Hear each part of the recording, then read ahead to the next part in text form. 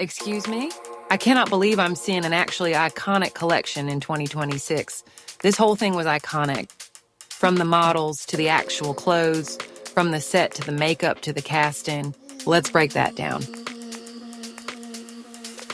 Okay, let's start with the most iconic part, Kate Moss. She closed the show in a glittering evening gown that plunged in the back to reveal a double G branded thong. Moss moved sensually down the long, dark runway, soaking in the moment. She was a huge part of this brand back in the late 90s. Remember the Tom Ford era? This collection clearly took deep inspiration from that time. Her look was heavily reminiscent of Tom Ford era Gucci. In fact, much of the Fall 2026 collection recalled Ford's celebrated Fall 1995, Fall 1996, and Spring 1997 collections, which focused on minimalist bodycon silhouettes. Milan Fashion Week is officially in full swing, and obviously the biggest models in the world are out here walking for the biggest brands. Emily Ratajkowski was one of the standout beauties on the runway, and even though she looked insane in that body-hugging silver dress, her walk basically became one of the most talked-about moments online this season. She wore a crystal-covered silver bodycon dress with embellished heels, diamond earrings, and a matching purse, fully committing to that high-gloss, glam energy. And honestly, the dress itself might be simple, but it's the personality that turns it into fashion.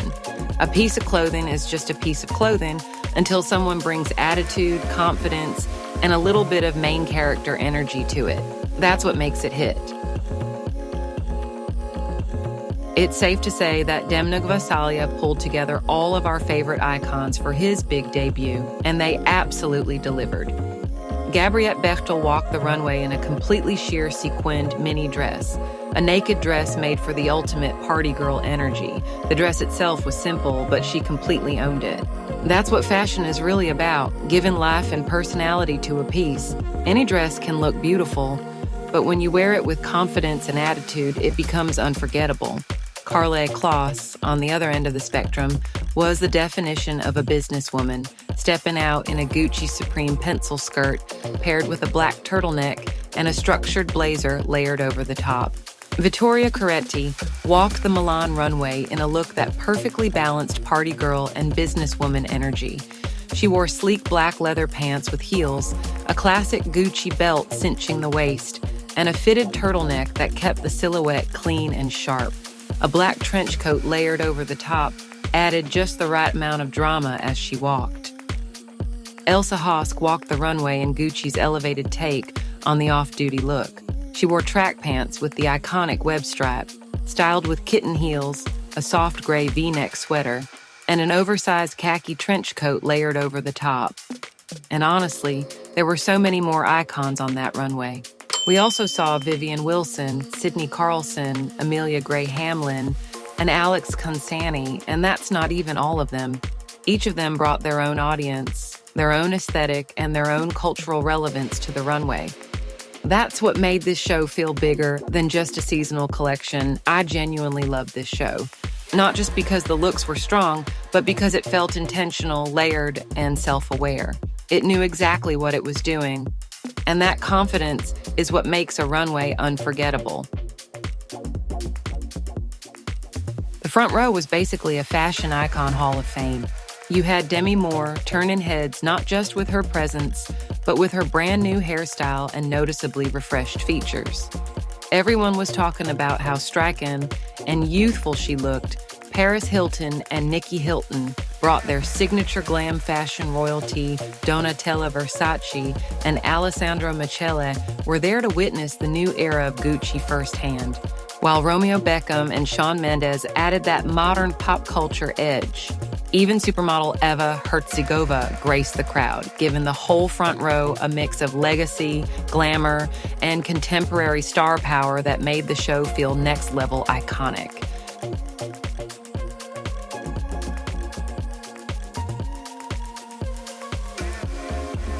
So everyone on the internet is either talking about the shoe issue or saying the collection looks like Shane and Zara, but I so disagree.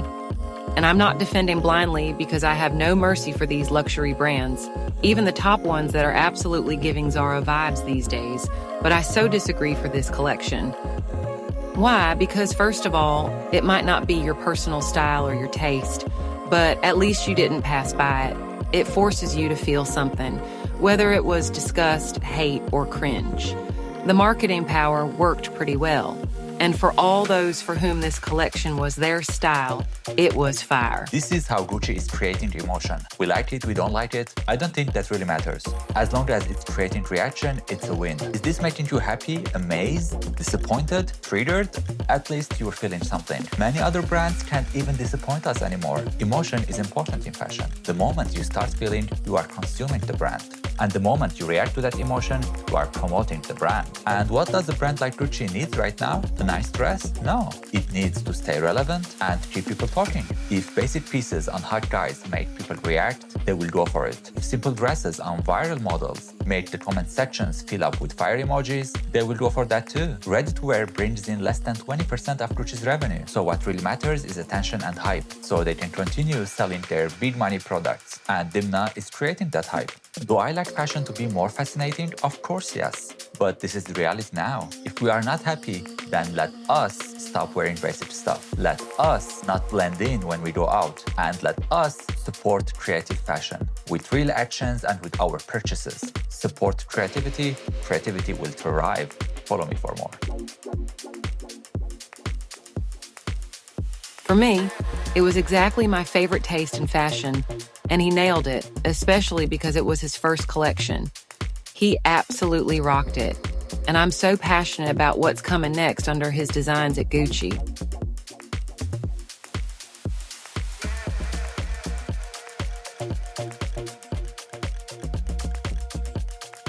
This collection, I believe, brought power, femme fatale energy, and all the strength a woman needs to survive in this wild world. The new Gucci show was incredibly skinny. Demna Gvasalia's debut Gucci runway has a lot of people talking. Shocker. The collection was Demna's dark reflection of nightlife culture. Bathed in nostalgia of the Tom Ford era, we'll get to that later, Demna put out his version of club archetypes. We had the frat boy Chads, the Zandemic SoundCloud era rapper Plugs, played by Fake Mink and Netspend, the Nepo Baby Rich Gays, and the 3MC Coke Girls. What Demna's always done in his work is put up a distorted mirror to pop culture. And yes, this was all baked in references to Tom Ford. From the crocodile leather jackets, to the Gucci thong, to even the cold lighting and Kate Moss closing the show. But to me, Tom Ford sold the dirty sexiness that consumers aspired to be, while Demna's portraying who the consumers actually are in their breeding ground. This, mixed with some truly Demna-coded silhouettes, I like the show. But what did you think of the debut?